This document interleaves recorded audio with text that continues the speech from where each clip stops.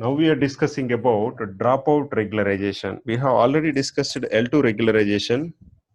What is this dropout regularization? We are removing some activation units in the layers intentionally. That's what we are saying a dropout regularization. What is the need for dropout regularization? As we already discussed, the need for any regularization is to remove the overfitting problem or to reduce the high variance problem. So what we really do in the this dropout regularization concept. Here we have taken a 4-layer network. We are saying in each layer we are keeping the probability as 0.5. Means we are expecting only half of the activation layers or half of the activation units to be present in each layer. Example, in the second layer, here in the first layer we have 4 units, but out of 4 units only 2 units are presenting. Which units you have to keep, which units you have to remove, that particularly a random process. And remember, for every training sample it will change. Means for first training sample these 2 layers are removed, these 2 units are removed. For the second training sample these 2 units might be removed, or for the third training sample these 2 units might be removed. But one thing is sure, from the first layer only 2 units will be removed because we have kept the probability 0.5. So this is what we are really doing in the dropout regularization.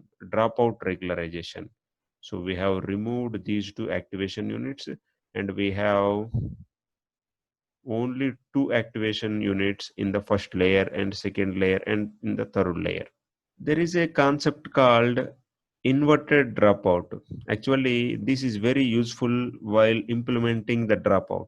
What we really do, we are considering a layer 3, third layer, and the probability we are keeping 0.8. Means we want the 80% activation units to be present and the 20% activation units to be removed.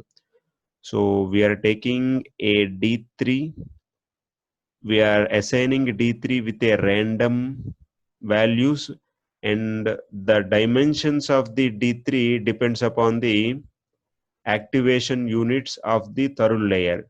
So we are taking the A3 number of rows in the A3 we are giving and number of columns in the A3 we are giving. So if A3 is a matrix or A3 is an array which is consisting of five rows and 1 column, then it is a 5 by 1 matrix, we can say A3. Then 5 rows and 1 column. Now the random matrix are we can in the numpy, whenever we are using this command, an array is created with 5 rows and 1 columns. So this is a 2-dimensional array. Now in this array, because 5 values are there, now we are checking out of these 5 values which are below 0.8. Whenever this array, in this array, whenever we are finding the value less than 0.8, that particular value is assigned with true, and whenever the value is greater than 0.8, that particular value of that array is assigned with false.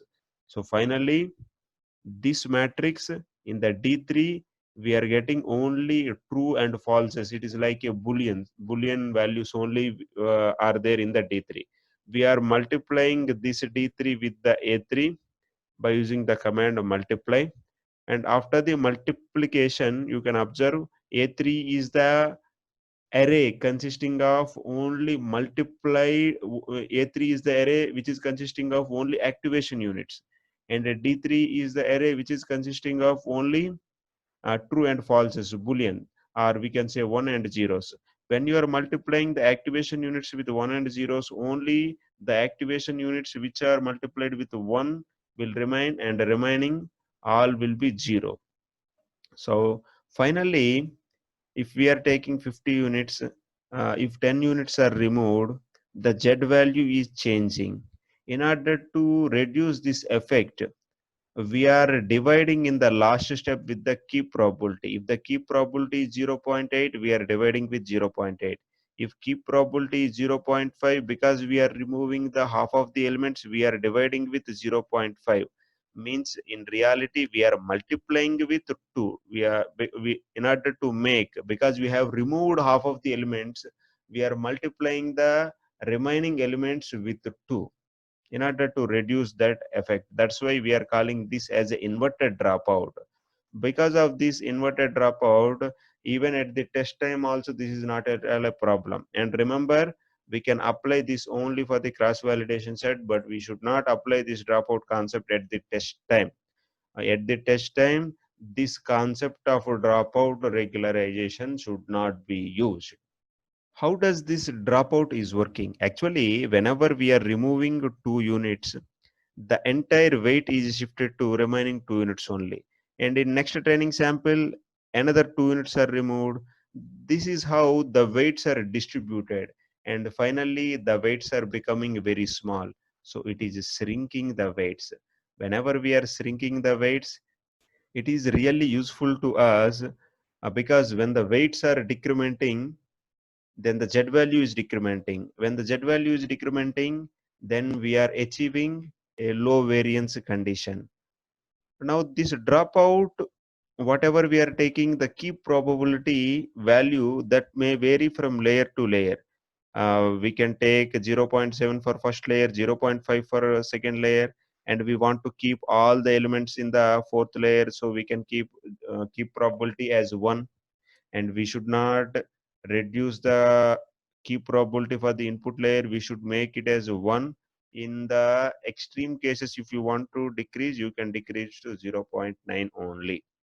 And it is very useful, this dropout regularization in the computer vision.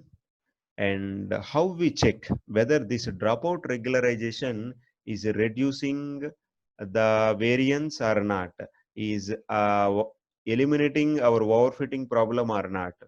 Simply we are taking the number of iterations.